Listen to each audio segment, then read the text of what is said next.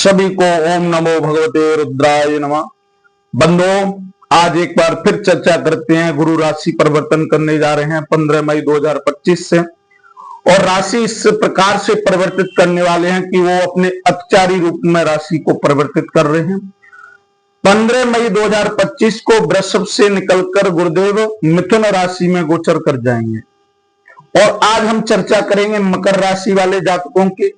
देखिए, मकर राशि वाले जातकों पर गुरु किस प्रकार से अतिचार की विशेषता को लेकर आए हैं, क्या प्रभाव रहेगा, किस प्रकार से गुरु अतिक्रमण करेंगे मकर पर, किस प्रकार से जीवन में सुख सुविधाएं लाभ हानि आने वाली हैं, आपका व्यापार दाम्पत्य जीवन शेयर बाजार, आपका दैनिक कर्म कैरियर भाग्य सौभाग्य, आपकी जॉब, आपका नेट ऑनलाइन का जो भी बिजनेस है, शिक्षा संस्थान से आप जुड़े हैं, सारी जानकारी हम इस वीडियो के माध्यम से आपको बतलाएंगे।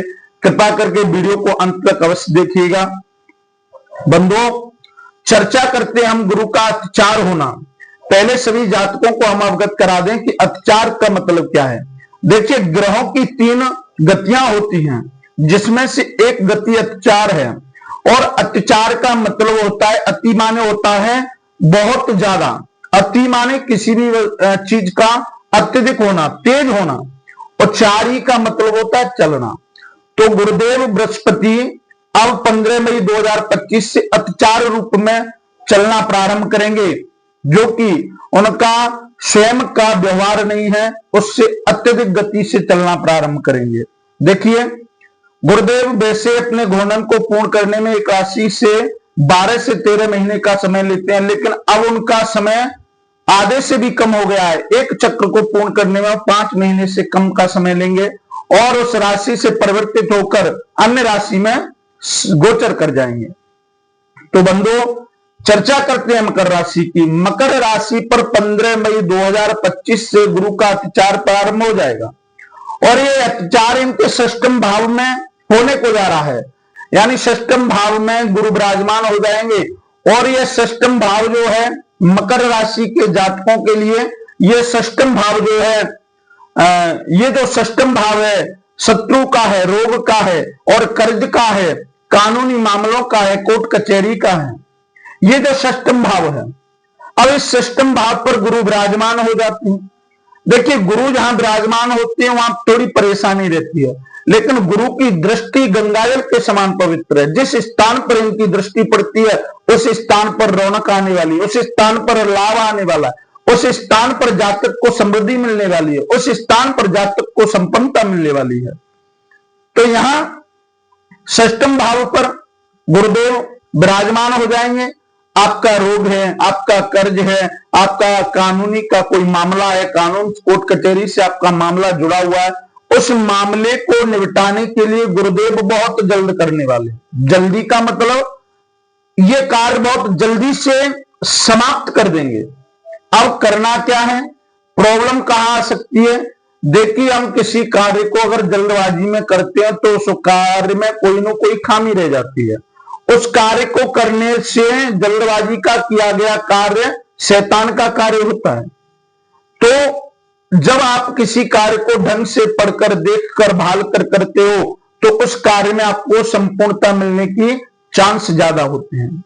यहां पर आप जल्दबाजी करेंगे क्योंकि गुरु अतिचारी हैं, जल्द जल्द चल रहे हैं, तो आपका भी व्यवहार स्वभाव उसी प्रकार से हो जाएगा। आपको हर कार्य को जल्द से प्राप्त करना चाहिए। तो देखिए, किसी भी कानूनी मामले में आपको जल्दबाजी नहीं करनी है, किसी से कर्ज लेने के मामले में जल्दबाजी नहीं करनी है, किसी भी कोर्ट कचहरी कानूनी व्यवस्था के बारे में आपको जल्दबाजी नहीं करी, किसी भी शत्रु से आपको जल्दबाजी में कोई ऐसा वक्तव्य नहीं कहना है, रोग को किसी को भी ऐसा हल्के में ना लेना है। ऐसा नहीं करना कि जल्दबाजी में जांच कराया और समाप्त हो गया, चलो मैं तो ठीक हूं, ऐसा नहीं करना है। थोड़ा गहनता से सोचना है और उस पर कार्य करना है। तो आपको षष्ठम भाव में यहां गुरुदेव बैठकर लाभ जब ही देंगे जब आप स्वयं उस पर मनन करेंगे, स्वयं उस पर ध्यान देंगे। यहां से गुरुदेव 3 दृष्टियों का पाठ करते हैं, जो कि उनकी प्रथम दृष्टि है वो पंचम दृष्टि है, और पंचम दृष्टि सीधा आपके 10वें भाव पर जाती है, जो कि आपका कर्म का भाव है, धन का भाव है, कारोबार व्यापार का वाणिज्य का भाव है। यहां देखिए पिछले समय में आपको थोड़ी सी परेशानियां रही। आपको मान के चलिए कि मकर राशि के जातक तो ऐसा कहते हैं कि संसार की सबसे जो दुर्भाग्यशाली राशि है वो मकर ही है, बाद बाकी कोई राशि नहीं है। पिछले समय में आपको व्यापार में, कारोबार में, वाणिज्य में और आपके कर्म भाव ने साथ नहीं दिया, लेकिन यहां गुरुदेव विराजमान होके दशम भाव पर आपको गंगा जल के समान दृष्टि से पात कर रहे हैं, तो आपको पुण्य प्राप्त होगा, लाभ प्राप्त होगा और जल्द से जल्द प्राप्त होगा, क्योंकि गुरुदेव जल्द करेंगे। जो लाभ आपको एक साल में मिलने वाला था वो 4-5 महीने के अंदर मिल जाएगा।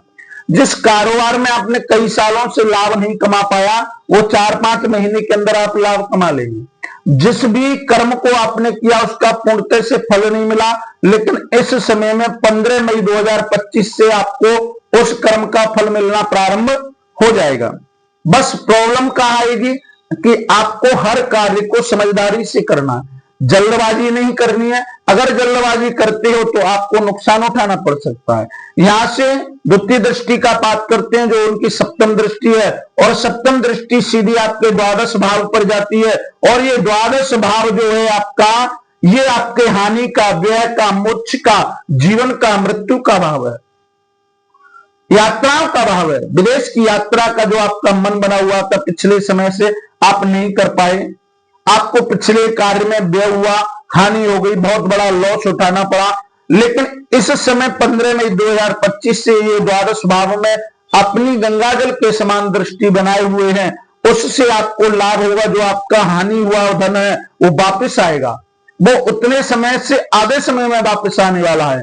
आपका जो व्यय हुआ है वो व्यय पूर्ण होने वाला है, आपकी विदेश यात्रा के चांस बनने वाले हैं, आप किसी भी धर्म रूपी कार्य में भाग लेने वाले हैं। जो आपका मन धर्म से छुटा हुआ था, लेकिन अब आप धर्म की ओर मुड़ने वाले हैं। और जल्दबाजी से यहां पर आपको यही बस ख्याल रखना है कि कोई भी कार्य आपको जल्दबाजी से नहीं करना है, थोड़ा उस पर मनन करना है, समझदारी देखनी है, स्वयं की बुद्धि का प्रयोग करना है, विवेक का इस्तेमाल करना है, तो आपको गुरुदेव यहां द्वादश भाव से बहुत ही लाभ प्राप्त कराने के लिए तत्पर हो चुके हैं। यहां से उनकी तृतीय दृष्टि आपके जो कि द्वितीय भाव में पड़ती है, और उनकी तृतीय दृष्टि द्वितीय भाव में जो उनकी नवम दृष्टि है, और ये नवम दृष्टि आपकी वाणी, विचार, परिवार और प्रेम का है। आपकी वाणी के द्वारा अब तक जितने भी कार्य बिगड़ गए, आपके परिवार में अब तक जितना भी गृह कलेश रहा, जितनी भी परेशानियां रही, वह परेशानी आपकी वाणी के द्वारा रही।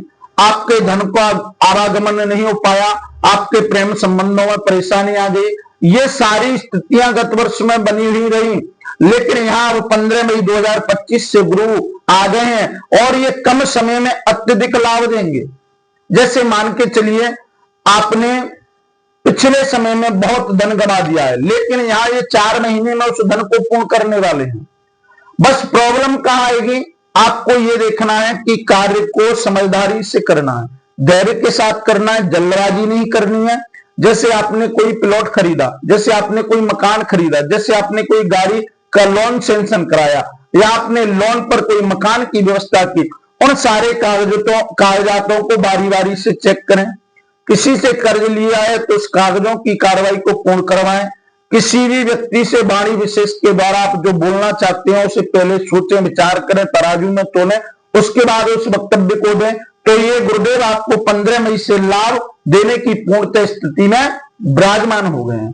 अब यहां से ये जो 15 मई से 18 अक्टूबर तक रहेंगे यहां आपके षष्ठम भावों पर, और 18 अक्टूबर के बाद ये आपके सप्तम भाव पर पहुंच जाएंगे, दाम्पत्य जीवन के भाव पर ये पहुंच जाएंगे। यहां ये 4 महीने तक विराजमान रहेंगे, ये विराजमान रहेंगे 3 दिसंबर तक, और दिसंबर के बाद ये पुनः आपके षष्ठम भाव पर वापस आ जाएंगे। सोचेंगे, कहेंगे कि भाई मेरा उस षष्ठम भाव में कार्य अधूरा रह गया, मुझे वापस होके उस कार्य को पूर्ण करना है। जो आपके 15 मई 2025 से 18 अक्टूबर तक कार्य अधूरे रह जाएंगे, उनको गुरुदेव वापस आके दिसंबर के महीने में फिर पूर्ण करने वाले हैं। तो कुल मिलाकर मकर राशि के जातकों के लिए ये गुरु का राशि परिवर्तन अत्याचारी होना आपके लिए शुभकारी होने वाला है। आप बस धैर्य और जल्दबाजी ना करते हुए अपने कार्य में संलग्न रहें, जल्दबाजी न करते हुए कार्य को पूर्ण करते रहें। सभी सनातनियों से अनुरोध है, जिन जातकों ने अभी तक वीडियो को लाइक नहीं किया, चैनल को सब्सक्राइब नहीं किया, कृपा करके चैनल को सब्सक्राइब करें, वीडियो को लाइक करें।